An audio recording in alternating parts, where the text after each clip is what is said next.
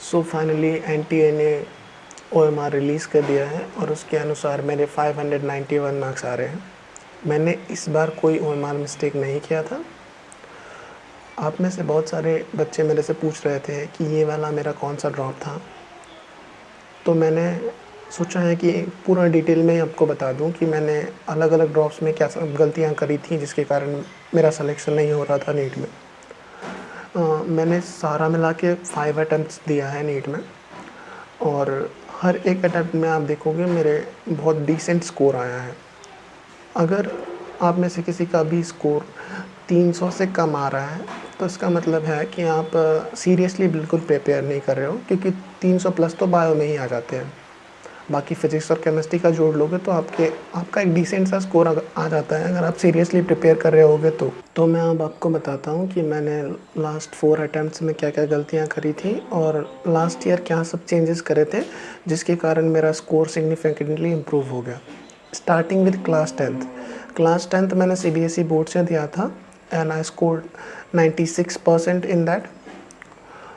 I was the topper of my school. अब आप में से बहुत सारे लोग सोचेंगे कि I was a sort of intelligent student, पर ऐसा बिल्कुल नहीं है।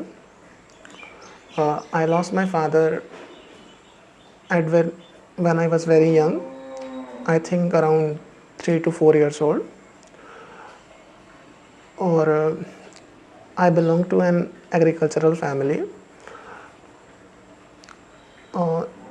इनिशियल डेज़ में मेरी फैमिली की कंडीशन, फाइनेंशियल कंडीशन उतनी अच्छी नहीं थी कि मैं कोई इंग्लिश मीडियम स्कूल अफोर्ड कर पाता। तो क्लास 3rd तक मैंने बिहार के गवर्नमेंट स्कूल से पढ़ा था, और जो लोग बिहार से होंगे उनको पता होगा कि बिहार में सरकारी स्कूल में कितनी पढ़ाई होती है। उसके बाद मैंने क्लास 1 में एडमिशन कराया था इंग्लिश मीडियम स्कूल में, और देन मैंने सीबीएसई स्कूल से ही पढ़ा 12th तक। From class 1 to class 12th I always stood first in my class. Class 12 भी मैंने सीबीएसई से दिया था और उसमें मेरे 96% थे। Again I was the topper of my school. Class 12 तक मैंने बोर्ड के लिए प्रिपेयर किया था, क्योंकि मेरे फैमिली में ना कोई डॉक्टर है और ना ही मेरे से पहले किसी ने नीट के लिए प्रिपेयर किया था, तो मुझे पता नहीं था कि एक्चुअली क्या होता है। अगर आप में से कोई अभी क्लास 12th में है तो बोर्ड पे ज़्यादा फोकस मत करना, नीट के लिए अच्छे से प्रिपेयर करो। अगर आपने नीट के लिए अच्छे से प्रिपेयर किया तो आप आराम से बोर्ड में 70 to 80% मार्क्स ले आओगे, और वो जो 50% मार्क्स इंक्लूड करने वाला प्रपोज़ल है, आई डोंट थिंक कि वो कॉम्पिटिटिव एग्ज़ाम लाइक नीट में एप्लीकेबल होगा, क्योंकि अलग-अलग स्टेट बोर्ड का लेवल अलग-अलग होता है। तो अनफॉर्चुनेटली मुझे ऐसा कोई था नहीं बताने वाला, तो मैंने क्लास 12 तक बोर्ड के लिए पढ़ा था। 2022 में मैंने क्लास 12 दिया था और उस साल मैंने नीट भी दिया था, तो नीट 2022 में मैंने 511 नंबर थे। पर मैंने एक लोकल कोचिंग से ट्यूशन क्लासेस लेके पढ़ा था मेजरली, तो मेरे पास नीट रेलेवेंट मैंने कुछ नहीं पढ़ रखा था। मैंने बोर्ड के लिए प्रिपेयर किया था बेसिकली। तो उस साल, तो जब नीट 2022 मैंने पहली बार दिया, उसके बाद नेक्स्ट ईयर नीट 2023 के लिए जब मैंने प्रिपेयर करना स्टार्ट किया, तो पहली बार मैंने नीट रेलेवेंट कंटेंट पढ़ना स्टार्ट किया था। उस टाइम पे मैंने पीडब्ल्यू का यकीन 2.0 बैच लिया था, और मैं डेली लेक्चर्स करता था और नोट्स बनाता था। और उससे पहले मैं कोचिंग आसपास का, मैं स्कूल गोइंग बच्चा था और आसपास कोचिंग क्लासेस से मैंने बोर्ड के लिए पढ़ा था। तो जब मैंने ऑनलाइन पढ़ना स्टार्ट किया तो बिल्कुल आसान नहीं होता है ऑनलाइन पढ़ना। आप एक रूम में मैं बैठ के पढ़ता था और मुझे कुछ पता नहीं था कि कितना कंपटीशन होता है, क्या होता है। ऑल्सो मैं नोट्स बनाता था और लेक्चर करता था, बस यही चीज़ करता था मैं साल भर। ऑल्सो अगर आप ऑनलाइन पढ़ते हो तो बहुत सारे डिस्ट्रैक्शंस होते हैं। It's not easy to study online, आपको ये मानना पड़ेगा, एक्सेप्ट करना पड़ेगा। मुझे भी बहुत सारे डिस्ट्रैक्शंस होते थे। मैंने वो सारी गलतियाँ करी हैं जो आपके साथ होती होंगी, वो सारी चीज़ें मेरे साथ भी हुई थी उस साल। पर स्टिल मैं साल भर कंसिस्टेंटली पढ़ता था, मैं नोट्स बनाया, मैंने लेक्चर्स किए, पर उस साल मैंने क्वेश्चन प्रैक्टिस नहीं किया, रिवीजन नहीं किया, टेस्ट नहीं दिए। इसके पीछे वही डिस्ट्रैक्शन रीज़न था। ऑल्सो अगर आप घर पे रहते हो तो आप पे बहुत सारे काम होते हैं जो आप पे डिपेंडेंट हो जाते हैं। मैं एक एग्रीकल्चरल फैमिली से बिलोंग करता हूँ और मुझे डेली 4 to 5 आवर्स अराउंड सुबह सब्ज़ी तोड़ने जाना पड़ता था और उसके बाद जितना टाइम मिलता था उसमें मैं लेक्चर्स करता था और नोट्स बनाता था। और जब मैंने नीट 2023 का एग्ज़ाम दिया तो उसमें मेरे 541 मार्क्स आए थे। कोई बड़ा इम्प्रूवमेंट नहीं हुआ और ना ही सिलेक्शन हुआ। तो उस टाइम पे मुझे रियलाइज़ हो गया था कि नीट में क्वेश्चन प्रैक्टिस, रिवीजन और टेस्ट इज़ वेरी इंपॉर्टेंट। तो जब नीट 2024 के लिए मैंने प्रिपेयर करना स्टार्ट किया तो मैंने क्वेश्चन प्रैक्टिस की, टेस्ट भी दिए थे और रिवीजन पे भी स्टार्टिंग से ही मैंने सोचा था, पर उतना ज़्यादा मुझे कोई आइडिया नहीं था, ना ही कोई मैंने प्रॉपर मेथड फॉलो किया था रिवीजन के लिए। स्टिल मैंने जब नीट 2024 का एग्ज़ाम दिया तो उसमें मेरे 614 मार्क्स आए थे। नीट 2024 तक जो नीट का कट ऑफ था वो 600 के आसपास रहता था, पर उस साल नीट 2024 में कट ऑफ 615 अचानक से बहुत बड़ा कट ऑफ में इंक्रीमेंट हो गया। अब मैंने साल भर पूरी मेहनत की थी पर मुझे एट द एंड कुछ नहीं मिला। Obviously I was upset. तो जब मैंने नीट 2025 के लिए प्रिपेयर करना स्टार्ट किया था तो नीट 2025 से पहले 24, 23 और 22 में ना फिज़िक्स और केमिस्ट्री कंपैरेटिवली इजी आया था। डायरेक्ट फार्मूला बेस्ड सवाल आते थे और लेक्चर्स वगैरह में भी या फिर टेस्ट सीरीज़ हर जगह ना काफ़ी इजी पेपर ही कराया जाता था, क्योंकि नीट 2024 बहुत ही ज़्यादा इजी कर दिया था। डायरेक्ट फार्मूला बेस्ड फिज़िक्स और केमिस्ट्री में सवाल आ गए थे। तो इससे क्या हुआ था ना कि नीट 2025 के डिफ़िकल्ट पेपर के लिए मैं बिल्कुल भी रेडी नहीं था और उस साल बहुत सारे अच्छे स्टूडेंट्स का भी पेपर ख़राब गया था, जो लास्ट ईयर जिनका अच्छा सा स्कोर था फिर भी उनका पेपर ख़राब गया था और मेरा भी गया। मैं आपको बताता हूँ एग्जैक्टली क्या हुआ था मेरे पेपर में। जब मैं नीट 2025 वाला पेपर दे रहा था तो मेरा उस टाइम तक ना मैं पहले फिज़िक्स अटैम्प्ट करता था, फिर केमिस्ट्री एंड देन बायो। तो सबसे पहले जब मैं फिज़िक्स अटैम्प्ट कर रहा था तो मैंने 5-6 क्वेश्चन या 6-7 क्वेश्चन मैंने स्किप किए जो बहुत ज़्यादा डिफ़िकल्ट थे, मेरे से नहीं हो रहे थे। उसके बाद जो डिफ़िकल्ट क्वेश्चन आते थे फिर भी मैंने उसको अटैम्प्ट किया, क्योंकि मुझे पता था कि नीट का कट ऑफ ना 650 हो जाता है, तो आप ज़्यादा क्वेश्चंस नहीं छोड़ सकते हो। इस कारण से ना मैंने फिज़िक्स में बहुत सारा टाइम वेस्ट कर दिया और उसके बाद केमिस्ट्री और बायो में मुझे बहुत कम टाइम मिला, तो उसमें मेरा सिली मिस्टेक हो गया बहुत ज़्यादा। उस साल मैंने इस पेपर के बाद रियलाइज़ किया कि जब बहुत डिफ़िकल्ट पेपर आता है तो आपको पहले बायो का अटेम्प्ट करना चाहिए, उसके बाद केमिस्ट्री, उसके बाद फिज़िक्स। एटलीस्ट आप बायो के, ऑर्गेनिक, इनऑर्गेनिक के जो थ्योरेटिकल सवाल होते हैं उनको आप, जो स्कोरिंग होता है उनको आप जल्द पहले बना लो और एक डिसेंट सा स्कोर, सिलेक्शन इतना स्कोर आप कर लो, ताकि इससे क्या होगा ना कि आप ऐसे सवाल जो कि आप कर सकते थे ईजी वाले क्वेश्चन, वो आपसे लैक ऑफ टाइम के कारण सिली मिस्टेक्स से गलत नहीं होंगे। तो जब नीट 2025 का रिज़ल्ट आया तो मेरे 462 मार्क्स आए।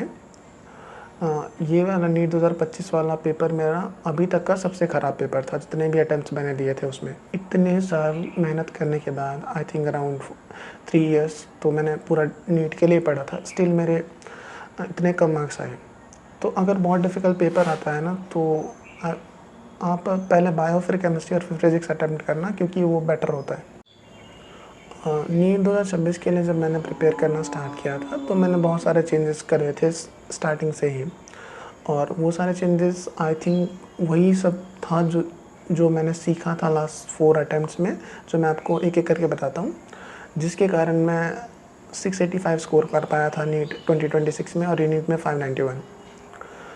तो सबसे पहला जो चेंज था वो है, आई स्टार्टेड वेरी अर्ली।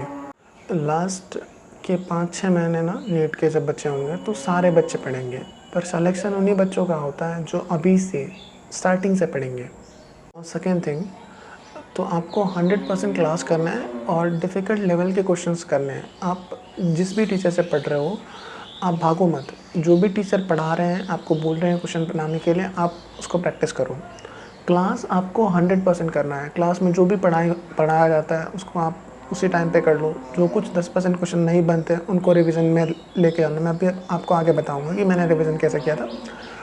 और उसके बाद क्लास के अलावा आपके पास जितना भी टाइम बचता है उसमें खुद से PYQs लगाने हैं, NCERT के क्वेश्चंस करने हैं, और कुछ इंपॉर्टेंट पॉइंट्स अगर टाइम मिलता है तो पढ़ लेना, एग्जाम्पलर करना है। उसके बाद JEE मेंस के क्वेश्चन क्लास में ही सारे इनफ करा देते हैं, फिर भी अगर आपके पास टाइम बच जाता है तो आप अलग से कर सकते हो। Third thing, I focus on the application of the concept through question practice.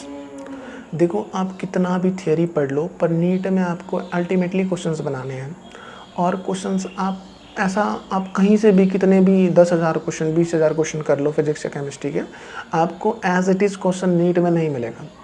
क्योंकि हर साल जब नीट का पेपर बनता है तो एक टीचर्स की कमेटी होती है जो नए क्वेश्चंस फ्रेम करती है, और नए क्वेश्चंस आप तभी बना पाओगे जब आपने ढेर सारा क्वेश्चन प्रैक्टिस कर रखा होगा।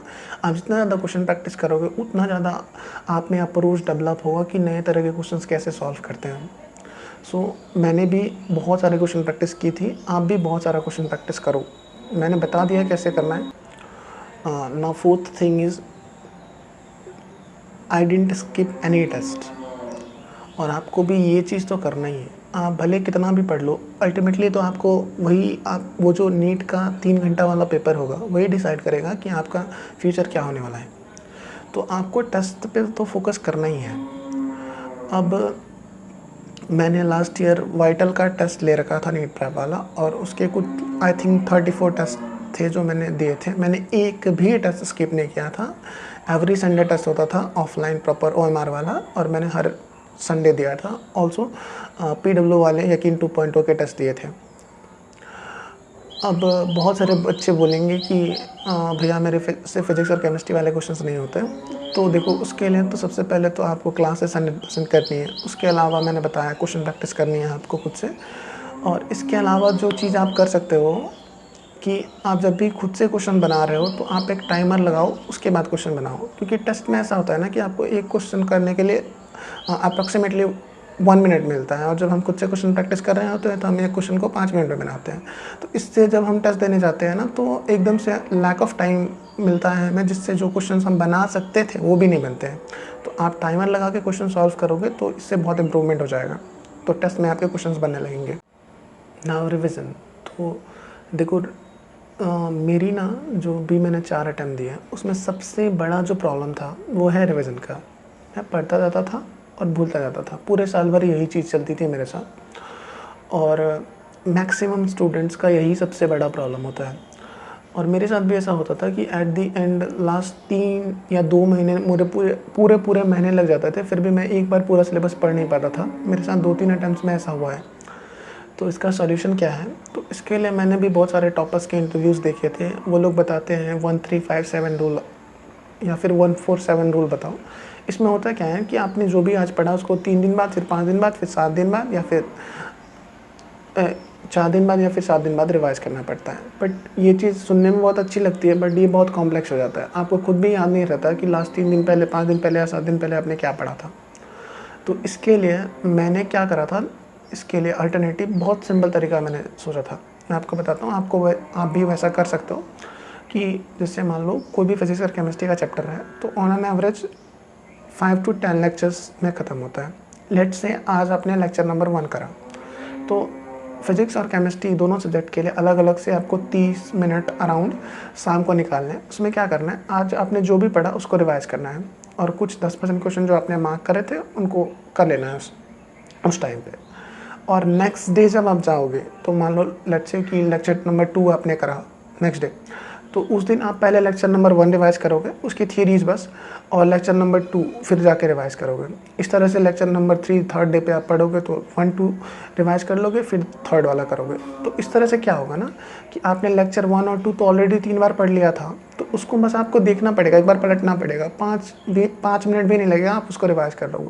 इस तरह से अगर 5 या 10 लेक्चर में एक चैप्टर ख़त्म होता है तो उस चैप्टर का आप 5 से 10 बार रिविज़न उसी टाइम पे कर लोगे।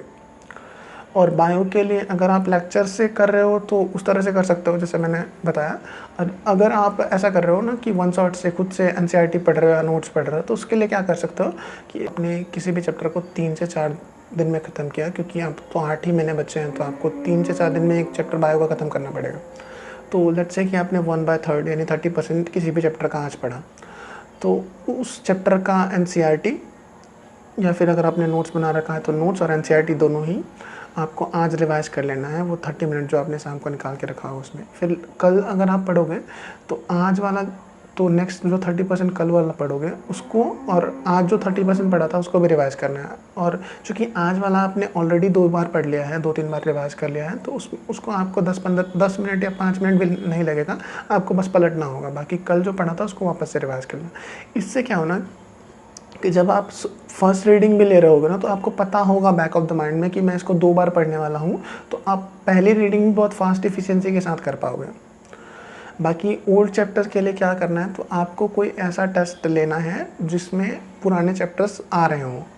वैसे तो यकीन 2.2 अगर आप फॉलो करते हो तो उसमें भी टेस्ट आते हैं, वो ओल्ड चैप्टर्स भी पूछते हैं हर AITS करके, या फिर जो थोड़ा लेवल अप वाला टेस्ट होता है उनका, वो वाले में, तो उसके अकॉर्डिंग आप रिवाइज़ कर सकते हो। ऑल्सो आप संडे को जो आपका क्लास नहीं होता है, तो आप जो भी आपने पहले बहुत दिन पहले चैप्टर पढ़ रखा था उसको आप रिवाइज़ कर लेना।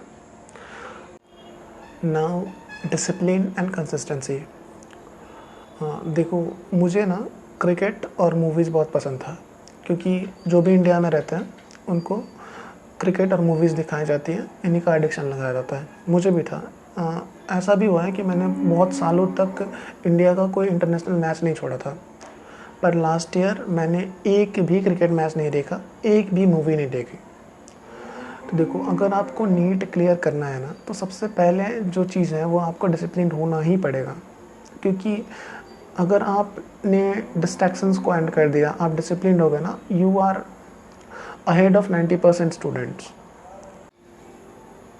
और रही बात कंसिस्टेंसी के लिए, देखो कंसिस्टेंसी के लिए ना मैंने एक रूल बनाया था, sleep, study, eat and repeat.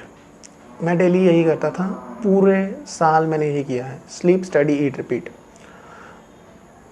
या तो मैं सोता था या स्टडी करता था और खाना खाता था, और वही चीज़ नेक्स्ट डे रिपीट करता था। अब बेसिकली आप ऐसा कर सकते हो कि आप या तो मैं नीट के लिए पढ़ रहा होता था, या फिर घर का जो भी काम होता था वो कर देता था, और कुछ नहीं। तो देखो, अगर आपको कंसिस्टेंटली पढ़ना है ना, तो आपको बोर होना पड़ेगा, आपको बोरिंग लाइफ जीनी पड़ेगी। और लास्ट थिंग, हम लोग सोचते हैं ना कि हमें कुछ अगर एक्स्ट्रा ऑर्डिनरी अचीव करना है लाइफ में, तो हमें बहुत एक्स्ट्रा ऑर्डिनरी चीज़ें करनी पड़ेंगी, पर ऐसा होता नहीं है।